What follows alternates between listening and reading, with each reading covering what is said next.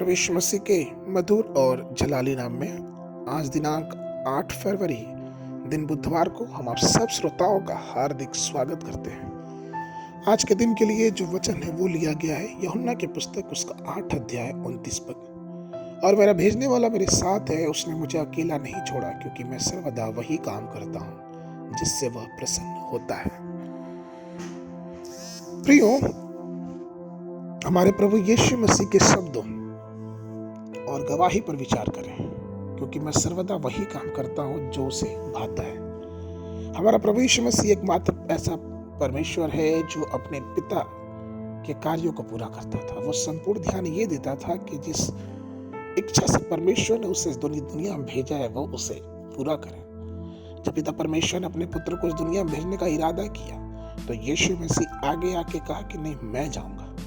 इब्रानियों की पुस्तक उसका 10 अध्याय 5 पद से लेके 7 पद तक वचन ये कहता है कि इसी कारण वो जगत में आते समय कहता है कि बलिदान और भेंट तूने नहीं चाही, पर मेरे लिए एक देह तैयार किया। होम बलियों और पाप बलियों से तू प्रसन्न नहीं हुआ, तब मैंने कहा देख मैं आ गया हूँ। पवित्र शास्त्र में मेरे विषय में लिखा हुआ है, ताकि हे परमेश्वर तेरी इच्छा पूरी करूं।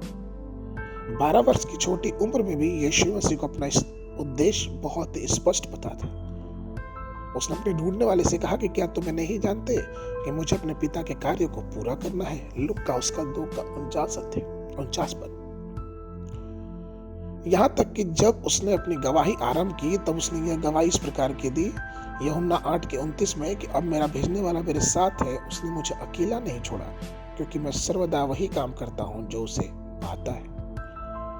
क्या आप उस महान अनुग्रह को जानते हैं जो आपको तब मिलता है जब हम परमेश्वर की बातों पे विश्वास करते हैं, उसकी बातों पे चलते हैं। यह परमेश्वर के साथ रहने का वरदान है, क्योंकि आप कभी अकेले नहीं हैं। परमेश्वर की उपस्थिति आपको घेरे रहती है और आपको परमेश्वर अपने अनुग्रह में छिपा के रखता है, क्योंकि वो हमें कभी ना छोड़ता है और ना कभी त्यागता है। परमपिता परमेश्वर सदैव हमारे साथ रहता है। प्रभु यीशु ने हमारे साथ रहने की प्रतिज्ञा की है।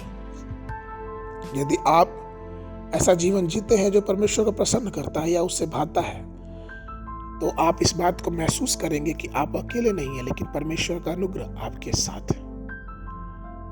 जब मैं छोटा बच्चा था तो मैं चांदी रात में जब खेलता था तो अगर मैं कभी कभी दौड़ता था तो मुझे लगता था कि चांद भी मेरे साथ साथ दौड़ रहा है। जब मैं धीरे चलता तो ऐसा लगता है कि चांद चल रहा है। जब मैं रुक जाता तो ऐसा लगता है कि चांद रुक गया। तो यूं ठीक इसी प्रकार से आसमान का प्रभु, आसमान का खुदा भी हमारे साथ चलता है, अगर हम उसकी मर्जी को अपने जीवनों में पूरी करने की ठान लें और सिर्फ वही करें जो उसे भाए।